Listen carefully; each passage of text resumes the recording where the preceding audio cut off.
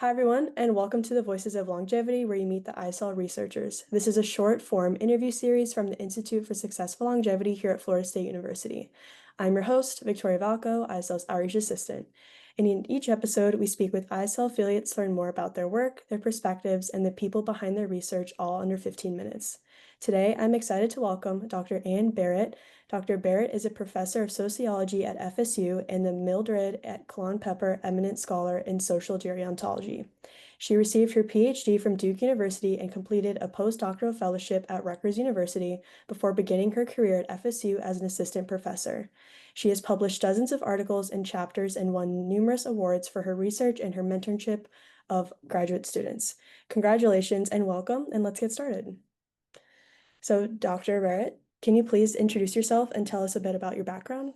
I grew up in a small farming town in Southern Virginia and attended a public university, the College of William and Mary, where I discovered sociology. I was immediately fascinated by how societies were organized. How do they structure things like families, workplaces, and healthcare systems? How do they think about social categories like gender, social class, race, and age? And how do all these factors shape the opportunities people have, the choices they make, and the lives that they lead? I was hooked after my first class. And what was your path to the ISL?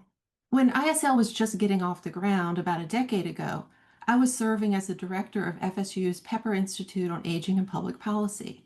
It was an exciting time with lots of opportunities for the two institutes to collaborate on projects and events. Over the years, it's been great having another institute on campus that promotes aging research. It's really helped to strengthen FSU's reputation as a leader in the field. What first drew you to the field of aging and longevity research, and was there a personal connection or moment that inspired you? Look at an aging in the life course class in graduate school. And I remember looking at the code book for a large aging survey, the health and retirement study, to come up with a topic for my final project. One simple question jumped out at me. How old do you feel? I had never thought about age as an identity before. I started reading studies on the topic and learned that as we move through middle and later life, we tend to feel younger than our chronological age. I remember wondering how much of that has to do with the way our society devalues older adults. I became curious about what shapes age identity and what it might mean for people's well being. This curiosity stuck with me over the years. I've continued exploring questions about age identity, like how it's shaped by health, economic resources, and social relationships, and how it in turn influences health and behaviors like exercise. In fact, how old people feel often predicts outcomes better than their actual age. I've also been interested in how people construct their age identities, including how they push back against the labels or expectations that others place on them. In other words, how they resist ageism in their everyday lives. Over my career, I've examined many other aging topics like becoming a widow, retiring, transitioning from driving, and evacuating from hurricanes. But that graduate school project really sparked it all. It was my starting point. What is your current research right now, and do you mind explaining it in simple terms, and why does it matter to you personally and to the broader public right now? Many of my current projects, each of which involves graduate students, focus on ageism. We've been exploring how it shows up in a variety of places: social media posts, policy documents, even popular songs. Our goal is to document how widespread ageism is and the many subtle and not so subtle ways that it takes shape. We've also conducted interviews with older adults, asking them about moments when they were treated differently because of their age. Other projects look at how people challenge ageism, often in everyday ways, like resisting the pressure to maintain a youthful appearance through cosmetic products and surgical treatments. Ageism remains one of the most socially accepted forms of inequality. It often goes unnoticed and unremarked. We feel that our research is bringing greater awareness to it. Age is a social category, much like gender or race, that often gets treated as a meaningful marker of people's interest in their abilities and their value. But it doesn't have to be that way. By documenting how ageism manifests, how people navigate it through adulthood, and how it affects well-being, we hope to challenge these assumptions and contribute to the kind of awareness that makes change possible. There a recent discovery or part of your project that really excites you? What makes it meaningful? And maybe you could share how you felt when you made that discovery. Past year, my grad students and I have been working on a project focusing on technology, one of ISL's main research areas. Technology is often seen as having the potential to transform the experience of aging, both for individuals and societies. That optimism is fueled by the rapid emergence of all kinds of tools and devices. Our project looked at how this kind of techno enthusiasm has been taken up in aging policy. It was funded by the Borchardt Foundation's Center on Law and Aging, and we had the opportunity to share some of our findings at an ISL Brown Bag. Because little research has examined age tech policy documents, we weren't sure what we'd find, but we were struck by how older adults, especially those who are more frail, were portrayed.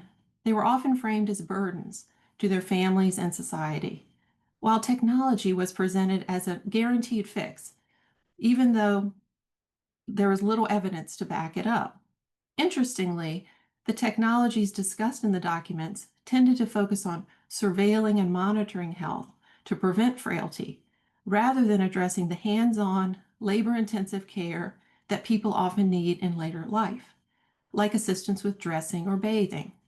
In that sense, the document seemed to sidestep frailty altogether, which could lead to policies that overlook those most in need. We were excited to share our findings, especially with colleagues who study technology and aging. It raised important questions about who the technologies are really designed to serve and who might be left out. What's one thing you wish more people understood about aging or the science behind it? And is there a misconception you had early in your career that might have changed? Every life stage has its ups and downs, but we tend to emphasize the positives of youth and the negatives of later life. Aging is often framed as a process of steady decline, a loss of all the qualities our society tends to prize most. And it's no wonder we absorb this message. It's everywhere. It's in films, TV shows, ads, jokes, birthday cards. It's baked into our culture. But this view isn't inevitable. It's culturally produced. Living longer also means gaining more experiences, insights, and perspectives that are incredibly valuable. As people who are all aging, and especially as researchers studying aging, I think it's crucial to stay aware of our own implicit biases. We should continually ask ourselves where we might be making assumptions about about what later life is supposed to look like.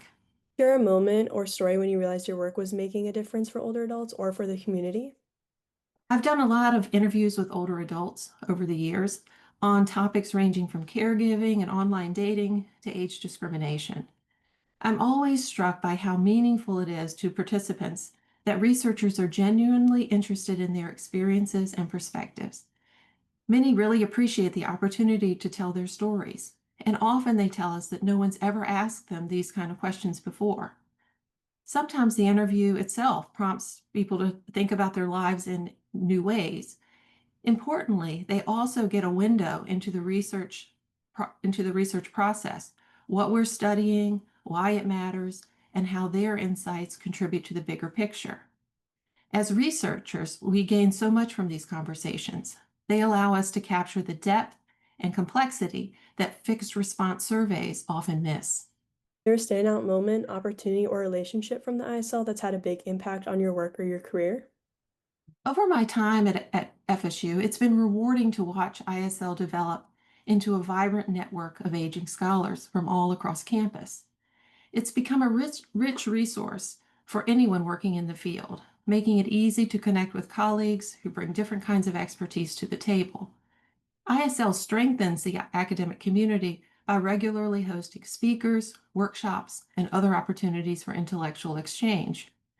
I'd also add that, like many other aging researchers at FSU, I've really benefited from ISL's registry of older adults interested in research participation. It's been an invaluable resource for my students and me. Looking ahead, I'm excited to see how ISL continues to grow and evolve, especially in fostering interdisciplinary research and supporting the next generation of scholars in aging. I think there's real momentum here and that the best is yet to come. What advice would you give to students interested in research or careers related to aging or longevity? And what's something you wish you knew when you first started out? Lots of ways to think about aging. In our culture, and even in the field of gerontology, we often approach it through a biomedical lens, focusing on the health conditions that become more common in later life. But no matter what discipline you're in, your perspective and your research can really benefit from exploring other ways of thinking about aging and longevity.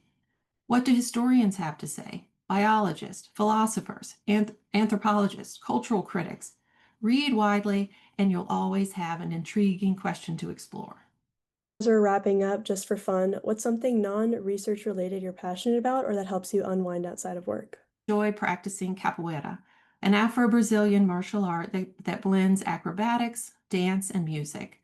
And I've picked up a bit of Portuguese along the way. It's a great full body workout that builds cardio, strength, and balance, all things that support healthy aging. But what I like the most is the community. In capoeira, age fades into the background. Whether we're 12 or 24 or 54 like me, there's everyone's there to challenge themselves, support one another, and have fun. It's a space where generations mix naturally, and it can really reshape how we think about age, not just in terms of ability, but also in terms of shared interest and what brings people together.